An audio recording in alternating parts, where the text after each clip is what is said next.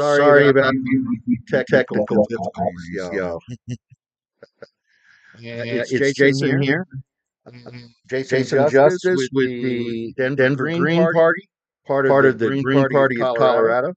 And And I I thought thought that that my my microphone was microphone a was a little little weird. weird. Anyway, we're Anyway, going we're to going move to move past past that. that. Today Today is is parts parts 2 and two and 3 of three of Howie Howie Hawkins' Hawkins' book, book, The The Case Case for an for an Independent Independent Left Left Party. Party. And And I'm I'm really really excited excited about about these two these two chapters chapters because because it it kind of kind of drills drills things things down down for for why why we we exist exist as the as the Green Green Party of Party of Colorado, Colorado, as the as the Denver Denver Green Green Party, and Party, what and we're what we're trying to trying to do do right right now, now, which which is is to to do a do a little little political political education, education, help help organize organize more more people people into the into the party, party, and and to to take take on on the the capitalists capitalists where where they they stand. stand. A A little little mea mea culpa culpa right right now. now. So So 2 2 weeks weeks ago, I ago, I misspoke. misspoke. Governor Governor Polis Polis did did not not veto veto a a measure measure for for rent rent control. control That that was was killed killed in in committee committee by by Democrats. Democrats. So, So, hey, hey, congratulations. congratulations. That's That's the the way way it it goes. goes. Folks, Folks, I I can't can't tell tell you you right right now now more than more than ever, ever, we we need need a a left left third third party party that is that is strong strong enough enough to to take take on on these these Democrats. Democrats. And it's And it's very very difficult. difficult. We're going We're to going to talk talk about about that that in in chapter chapter 2. 2. But But yeah, yeah, I I know that know it that it is is that that it it seems like seems we're like we're pushing a pushing a boulder boulder uphill, uphill. but But with with enough of enough us of us coming coming together together doing the doing the work, work, I I believe that believe we that we can can win win and we and can we can prevail in prevail the in the end. end. So So without without further further ado, ado, let let us us move move to to the the dulcet dulcet tones tones of our of our comrade comrade Eric Eric Troe Troe reading reading chapter chapter 2 2 of of The The Case Case for an for an Independent Independent Left Left For an Party. Party. independent working class party. So, what would a socialist alternative to the capitalist Democrats look like, both as a program for social transformation and as a movement of the working class for its own freedom? Sanders' regulatory and social insurance reforms of capitalism do not end the polarization of society into rich and poor flowing from the exploitation of working people. Those reforms do not end the oppression, alienation, and disempowerment of working people. Those reforms do not stop capitalism's competitive drive for mindless growth that is devouring the environment and roasting the planet. Socialism as a program has traditionally meant economic democracy, social ownership of the means of production for democratic planning, and allocation of economic surpluses as a necessary condition for full political democracy and freedom. But in the absence of a sizable socialist left that runs its own candidates against both capitalist parties, socialism has been reduced in popular parlance to simply government programs. An even more problematic confusion about socialism created by Sanders' presentation of it is his abandonment of independent working class politics. Socialists support most of the limited reforms Sanders advocates. Any competitive election campaign necessarily focuses on what policies a candidate can realistically advance in office.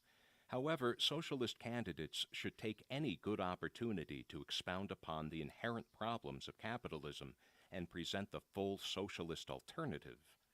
But Sanders explicitly rejected social ownership of the means of production. Instead of a socialist expropriation of the wealth of the billionaire class, Sanders advocated the liberal approach of just taxing it to pay for social programs. But more than a program, socialism is the movement of the working class acting for itself, independently, for its own freedom. The socialist program that has historically been developed by that movement calls for full economic and political democracy as the institutional framework for full freedom. But when self-styled socialists like Sanders urge the working class to subsume its independent identity and political action inside a party that represents and serves business interests before all else, the working class surrenders its independent power.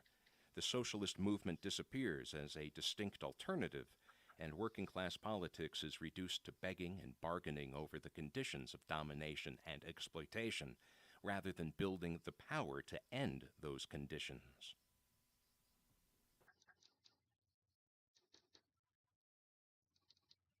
Excellent. Part 2. That's our comrade Eric Tro reading chapter part two. Okay. So one of the biggest takeaways is that for me, and I think for anybody that's paying attention, is that people that come into the Democratic Party and they tell us, they speak about all of these lofty pseudo-socialist ideas, but are not willing to take on the actual capitalists. Like how he talks about Bernie is talking about taxation. Let's tax them more. Well, they're not paying taxes anyway. And so I don't know what the heck he's talking about. So we really need to focus on the fact that is a strategy that is going to go down the tubes, right? There's absolutely no way that you can go inside the capitalist party and expect to reform it to the idea of anti-capitalist views, right? So this is why we're doing this series from this book, is so that we can start thinking about how these different political ideologies and just the materially what's happening on the ground, how it's affecting us, how we can work against it, how we can organize against it. Now, Green Party of Colorado, we are hyper-democratic, so we are not endorsing anyone until for president until the nominating convention. Now, a number of people have stuck their toe in the water, but I wanted to say this because I think this is a salient point that Dr. West made recently on Nina Turner's broadcast. The great Nina Turner, supporter of privatization of our public schools. And yeah, she's a great progressive. So she said to him, "Why don't you run as a revolutionary Democrat?" And he said to her, "That is an oxymoronic statement." I couldn't agree more with that sentiment. So let's move on to part three here. I'm going to bring up that. Hang on just a second, y'all. Thanks for hanging in there with me. And away we go. Part 3. The History of Independent Working Class Parties. The independent left was a force to be reckoned with in U.S. politics from the 1830s through the 1930s. A succession of third parties, the Working Men's Parties, the Liberty Party, the Free Soil Party, and the Republicans, carried the causes of cooperative labor, abolition, land reform, and radical reconstruction from the 1830s through the 1870s.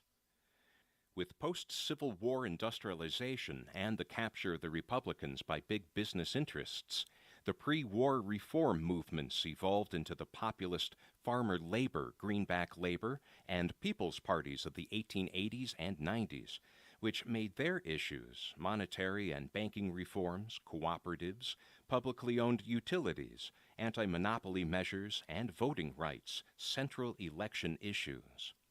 After the collapse of populism into the Democratic Party, its radicals were central to the formation of the Socialist Party of America, as well as regionally based labor, farmer labor, nonpartisan, and progressive parties between 1900 and 1936, which added social insurance, public jobs for the unemployed, and public enterprise in basic industries to the independent farmer labor politics agenda. Together, these late 19th and early 20th century movements elected hundreds of local officials, scores of state officials, and dozens of members of Congress. Those successes fueled widespread agitation for an independent labor party based on the unions, which reached a peak as the 1936 election approached. Unfortunately, the unions and the Communist Party's Popular Front policy led most of labor and the left into the Democratic Party's New Deal coalition in 1936. Labor and the broad progressive left have remained captive to the Democratic Party ever since. Unlike almost every other industrial nation, the United States has yet to consolidate an independent working-class party as a major party. What has made America a difficult terrain compared to other industrialized nations for developing a major working-class party is rooted in how its democratic forms initially developed. From the American Revolution and before, America's landed and business elites supported a popular electoral vote.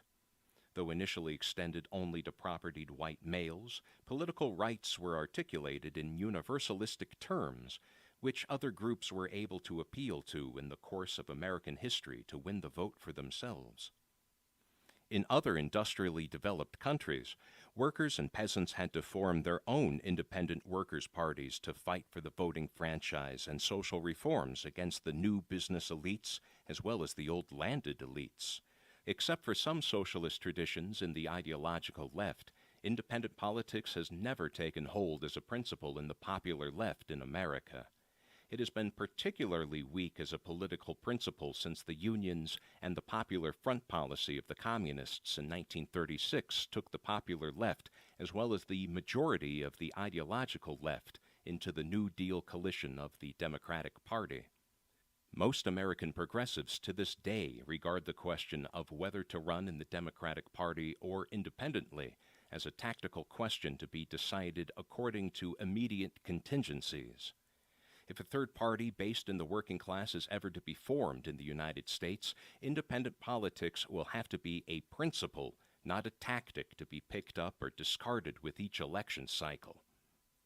The populist parties of the 1880s and 90s and the Socialist Party of America and locally and regionally based farmer labor, nonpartisan, and progressive parties between 1900 and 1936 came close to establishing a major third party on the left with a working-class base.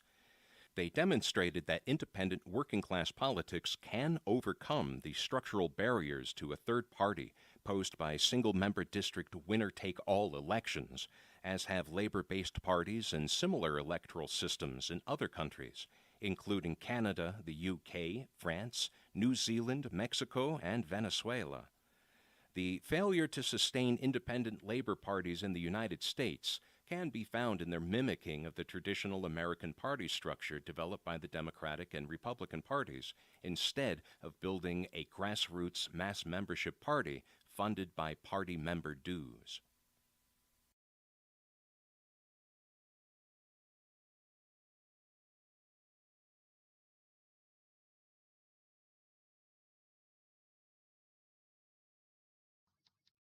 All right. So a lot of great stuff in there. I dig history, and I think people who know me know that I do. And one of the most beautiful historical things, I think, coming out of the 2020 presidential election was that I was able to cast my vote for the first socialist to run with a third party actually in 100 years. Since Eugene Debs, 100 years, Howie Hawkins runs, and he gets not only the Green Party nomination, but the Socialist Party USA, SPUSA's nomination as well. So this is very exciting. But also, this talks about the need for us supporting ourselves. And in the Denver Green Party, we are a dues-paying organization because we don't take corporate money. that's where everything goes awry as far as the Democratic Party, as far as working for working class issues. So that's one thing. Green Party of Colorado, GPCO, another dues-paying organization. We believe that you have to have some skin in the game to get to make decisions about how the party moves forward. So that's kind of where we're at. I think about the New Deal, and there are a lot of definitely a lot of progressives who look back fondly on the New Deal, but Roosevelt knew that by putting this coalition together, that he could stop the movement of socialists and communists in the United States. So they sheepdog him in to the Democratic Party. They used the FBI quite well to break up the socialists and those movements. Something that has continued to this day. I would recommend a podcast called Alphabet Boys. Their first season is about an FBI infiltrator into the George Floyd protests here in Denver in 2022, 2021, excuse me. So it still goes on, folks. But coming back to the need for us as leftists to come together as a coalition to take on the corporate parties. We're never going to have that kind of money. We're never going to have that kind of media reach. There was a corporate media blackout of our presidential candidate in this last election cycle. So it's to me very important that when we're talking to people like you about coming in and joining us and helping us build this coalition of leftists, of anti-capitalists, that you know what our ideology is, what we stand for, the things that we believe in that are important. I've used this quote loosely for much of the last 5 to 10 years as my leftist ideology has continued to grow, which is Che Guevara saying basically that it doesn't matter who you are, your struggle is my struggle. And so LGBTQIA, all of the different groups, black folks, indigenous folks, Asian folks, whatever, we are there to be a part of your struggle, to try and at least lend a hand in any way that we can. So I think that's going to wrap it up for today.